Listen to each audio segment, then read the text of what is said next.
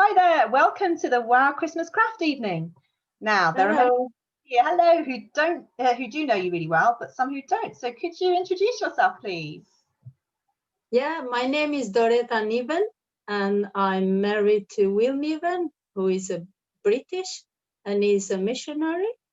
And his mom comes to Christchurch, and we have a lot of friends there, and our friends keep coming every summer to us with the summer teams to help in our ministry. So the number of our friends keeps growing every year.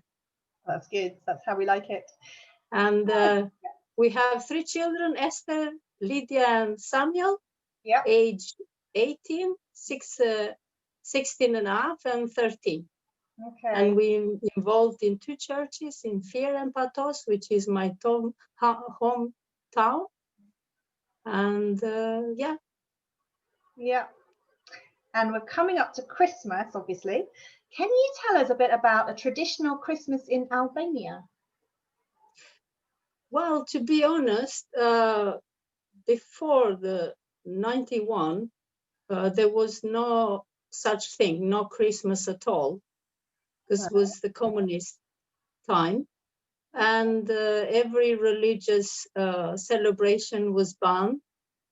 And Veroja, our dictator, he declared war on God. So all the churches and mosques were destroyed completely. Oh gosh. So we never knew anything about Christmas or anything like that. Wow. But yeah, for the moment, things have changed a lot. So from there and then, the only holiday you had or a big celebration was the New Year, which is the same as Christmas nowadays, was as big as that. Yeah. And that was if you like, our Christmas celebration. It was the New Year. What sort of things did you do for New Year? Well, for the New Year, depends from the families, really. We were 7 children, and we were a poor family. So not everybody could afford to buy a turkey or do a lot of shopping and all that, because things were limited. And you had to buy with coupons and all that were provided by the Socialist Party or Communist Party even. And we will have a turkey if we were lucky to afford it, or maybe any chicken from our chickens we grew in our garden. But it's been really difficult for a lot of people. But the New Year was really a big thing, and we as kids were, looking forward to that. Maybe to get a sweetie or that. That's all we could get. It's been really horrendous in the communist time. Yeah. So not and some people will do it secretly, but you had to be very careful, because the neighbors and everybody else surrounding, they will spy on you if they notice something that was unusual or something that the Communist Party has declared as suspicious, or something that came from the West. And then the neighbors will go and report you if they heard something, a kind of celebration or something you're doing for this such religious celebration things. So you had to be very careful. What would have happened if you were caught celebrating Christmas back in communist times?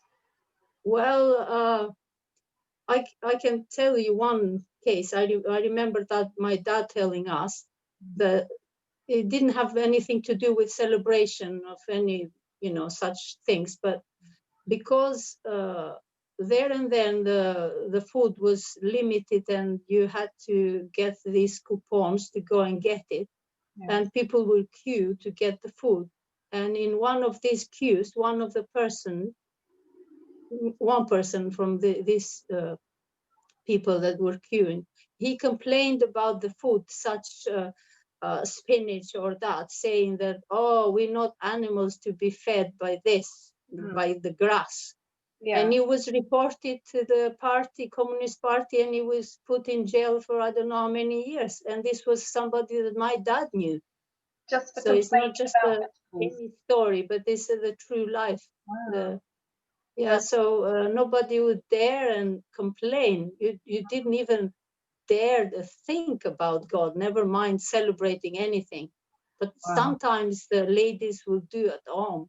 Well, it depends if they didn't have little children, because if you had little children, then they're going to go and tell the friends. But they will do this eggs for Easter, painting the eggs or that, or cook something special like a dessert with the occasion, but not tell why this was, special, not like every other meal. But they kept, some of them will keep celebrating it in secret. Wow. So how is it different now since 1991? Well, 1991, it was the year when the missionaries came to Albania in the Communist Party. Well, the communists fell in the same time, and the Democratic Party came alive. It was created there and then, I think. And the next year we will celebrate 30 years of the gospel here in Albania.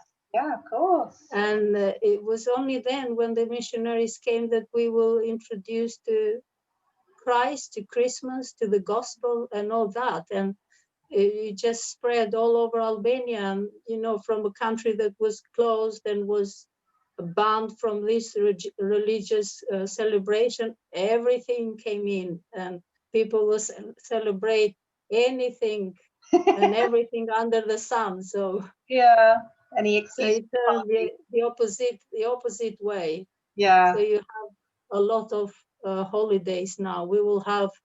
I was sitting and counting how many we have all through the year, and I think I came up to 17 or 18.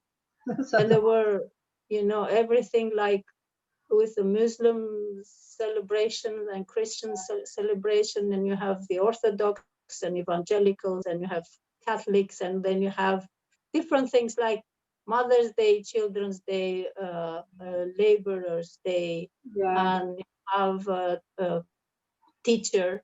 We have a Teacher Day. And 1st of June, for example, is the Children's Day. Okay. So we have all sorts of things. Wow. And in general then now in Albania, what does Christmas mean to people, just to everyday people? What do they do? Well, for them, it's like going to the church, like Orthodox churches or Catholic churches. You go there, you lit a candle, you put some money in the box, and that for some reasons makes them feel good with God and with themselves and whatever. Yeah. And that's the traditional thing for now. Okay. Most of the people do that, apart from the evangelicals, that they, know the truth and know the gospel, that they can make the difference. But the rest, they haven't a clue what Christmas is all about, who Jesus is. It's just, okay, a baby is born and that's it, let's celebrate. We get a day but off.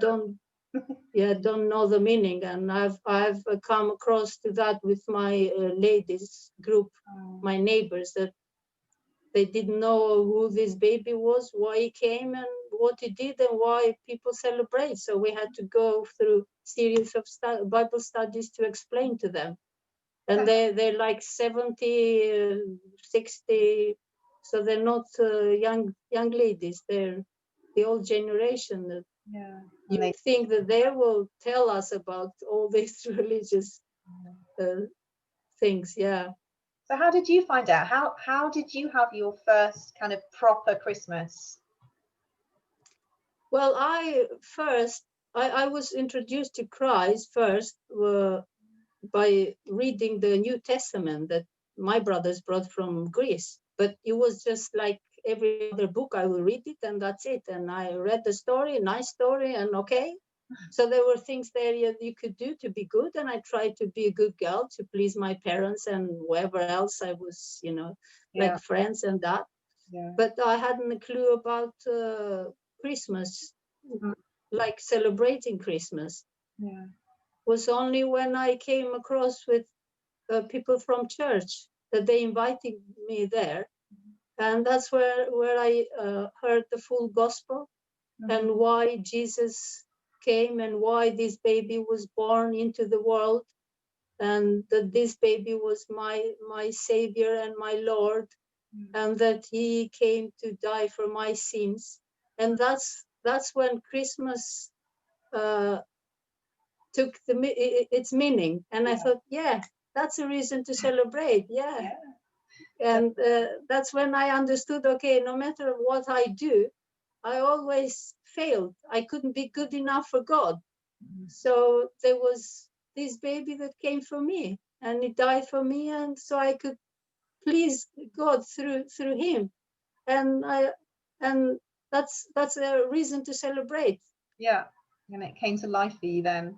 Yeah, it came to life. It was like it's a story in the Gospel of John that the blind man that was Jesus gave him sight, and I liked what he said. He says, "I was blind, but now I see." Yeah. So that was the case with me. Okay, yeah, I read the story and all that, but now I can see it because God opened my heart and my eyes to see who this baby was and who Jesus was and what He'd done for me. So that's wonderful. Jesus came to life. Yeah. And how long ago was that? This was when I was 28, which means, let me think now, 22 years ago. Okay. So less than half your life, actually. Yeah. Yes, yeah. And how, now that you've been to England a couple of times, how is Christmas different over here to? Well, first time I was there was shocking for me. I It was bet. like a little child in the Wonderland. It was like, okay, all these decorations and all the toys, would you Yeah. believe it? And all, different clothing and all that, and you had all these discounts and everything else, and you couldn't believe it. Yeah. It was a different world, to be honest. Yeah. They've started here doing all the celebrations and all that, but I mean, it's because the government want to please everybody. Yeah. So they have done national holidays or bank holidays, as you call it, for every kind of religious celebration or every kind of religious thing. And it's like robots. Okay, it's Christmas, let's put the tree out and let's do some celebration. Let's put the thing up there on the street saying Happy Christmas or Happy Easter or whatever is the occasion. Happy Halloween, would you believe it? Recently it had been really popular. Yeah. So that kind of celebration is here. You just put the decoration out there and that's it. And the prime minister and the president, they will go and visit the mosques and the churches, the Orthodox churches, and praise them for the good work they're doing with people and with their messages and all that. So that's all. But in England it was different. You thought, okay, is all this celebration and all this money thrown to the shops or to the streets, basically, because you do all that decoration and you think, okay, we wished we had all this money for different reasons to give people a reason to celebrate, and the first thing for them is food, to have food on the table.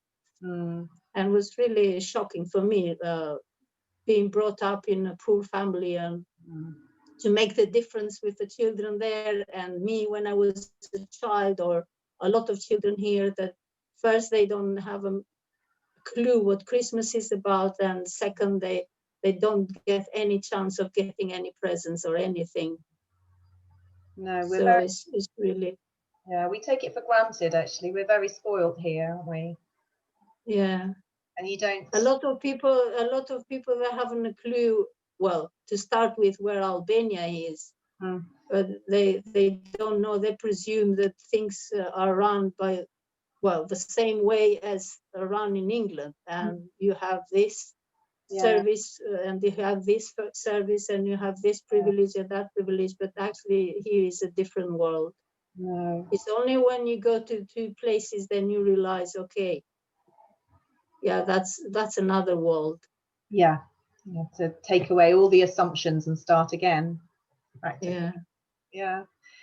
So, I mean, this year's been a bit weird anyway with COVID. It's been very different. How are you planning to do Christmas this year as a family, as a church? What are the plans? We don't know if we're going to be able to meet again, well, for Christmas, because they're coming up with the restrictions now, that when we could go out or if we could meet or not. But if God's willing, we're going to meet together, then what we do is just invite friends and family to come over, and after the service we'll have usually we'll have something to eat, like little snacks, but we're not sure because people are so afraid to touch any food or anything, so they will come in and out, say hello and go, and not touch any food or anybody. So it's a bit weird, so we haven't planned anything. I think we're going to leave it like last minute thing. But as for the ministries we used to do every Christmas, I don't think we're going to do much, but there's two things that we will try and keep going, and that's giving some food parcels to blind people and to prisoners families. There's this prison fellowship that is helping us with food parcels for them, so we kind of hope to keep going that, because no matter what circumstances are, they need food. So that's the thing we try to prioritize, no matter what's going to happen. And so we'll see see what happens. But Esther will be coming home from college.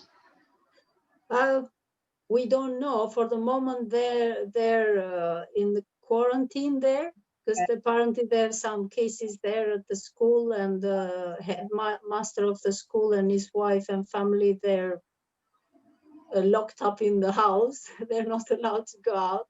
So we're planning to go and see her this year. I mean, end of this month. I mean, because we come again to the celebration. We have this Independence Day, and we have the Liberation Day end of this month. So there's days off from school. There's celebration. There will be flags all over Albania, and so we're hoping to get there by the end of this month. But as for Christmas, I'm not sure. Depends how things are gonna be. But again, the hope and the desire is to maybe go there. She's gonna come here, or we go there, because the place where she is a very clean air, and it's very nice, the weather and all that. And we try to do that because Will suffers from asthma, and that's a good environment for him, for his health. So we try to do that. Even when Esther wasn't there as students, we will go in that area. But now there is one more reason to go there, so we might end up again there for New Year, just to get a bit of fresh air and have some days off. You can't have days off in fear here where we live, because a lot of people need help and different issues here and there, and they will come to you, they will phone you or do this and do that. And when you're away, they're away, they can't help us. So we need to do that to keep ourselves refreshed, to keep going in the ministries that we involve. So you are so servant-hearted, you and your family. It's amazing how generous you are and how much you give of yourselves. It's fantastic. Well, it's a I don't know, it's a joy to be able to be used by God, to be honest. I mean, it's not joy when you go to these people, because it's heartbreaking, but it's a joy to know that God is using you to bring a bit of hope or joy or whatever to these people, help or food. Whatever God is using us with, we're happy. And this is the prayer of my life. I just say to God, okay, give me whatever you want me to do, but give me joy to do it with joy. Because I don't want to do it because I'm Christian and I must do this, but I want joy in whatever I'm going to do for you. That's a fantastic prayer. Yeah. I'm going to remember that. I need to start praying. That's brilliant. I like it. And talking about prayer then, what can we be praying for you, for your family and for your church for this Christmas? For myself, I mean, as I said, but there is more. I mean, I need wisdom and strength from God, because we meet, especially now in this situation, you meet people that have no hope, have no future, have no food, have nothing. So we need wisdom and strength to cope with that reality, and how to help these people, or how to use all the opportunities to tell them about God, because it's very difficult to talk about God when they have no food. Yes. How could you talk about God, being a loving God and caring God and merciful God and all that, when you go in such situations and such houses? I mean, I've been visiting a few places, and I've said to God, I'm sorry, I can't talk about you now, because they have no food. They want food. They want bread.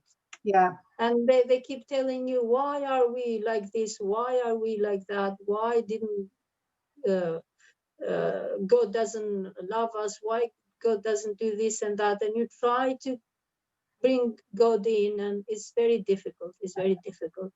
And especially now for Christmas, when everybody looks to everybody's hand, what they're going to give to them. Because this was one of the things that when we celebrate Christmas, like with our family, we give them presents, but we don't expect to receive any from them. Right. Because they don't know the meaning of Christmas. But we know the meaning of Christmas, and we hope that when we give the present, then they might ask, why do you give the presents? And then we can talk about the biggest present that God gave us, his son. So that's why everybody expects you to give presents, or food or whatever. So we need wisdom and strength. So whatever we're going to face, wherever God wants us to go or do, so we would know how to prioritize, because there's so many people in need, and you don't know where to start and where to cut the draw a line. Yeah. That is so So that's as for the family. I mean, they've been struggling at school with all these restrictions, but they're doing well. But they need strength as well, because it's been really stressful. About the school, if it's going to be online, if it's going to carry on like this. Lydia's finding really stressful, because she's in the last year of high school, and she's going to go to university next year, and she's finding it hard to keep up with the lessons and what's going to happen. And and for them to be a witness to their friends, they're trying. That is really hard. It's really hard. The West has brought everything so quickly in, the speed of the things that came in is really unbelievable. The last technology, the last rubbish, I'm afraid. Everything. And that's really difficult for young people to survive as Christians. It's too many distractions. Yeah. Unbelievable. And as a church, I don't know, we hope to be a light for the town, and we're trying to do our best. So they might see Jesus. I don't know. It's like the sun that guided the wise men. So we're hoping and praying that the church will be like a light, so people to draw people to Christ. Yeah, and to give them hope. Especially in these occasions, you know, in Christmas, so people could make the difference between celebrating Christmas as Orthodox and celebrating Christmas as evangelical. And because a lot of families at the church, they have their parents or families that are Orthodox, and they're going to go to the Orthodox church, but their children would go to our church. Yeah. So we try to invite them, but they're so faithful to the Orthodox church, and they feel as if they're betraying their church by coming to their children's church, although they like to come. So it's very difficult to be one or to celebrate with the family Christmas, because they're going to go in different churches, a bit more complicated, follow their tradition. Oh no, I can see that we're running out of meeting time actually, so I'm going to have to say thank you so much for telling us all about Christmas in Albania. And now that we know more, we can be better at supporting you and keeping in touch and practically. And I'll be glad to help. So thank you so much for sharing this time with us, and we hope to see you over in England at some point when it's possible again. Who knows? Okay, thank you so much, and God bless. Thank you. Thank you. Bye.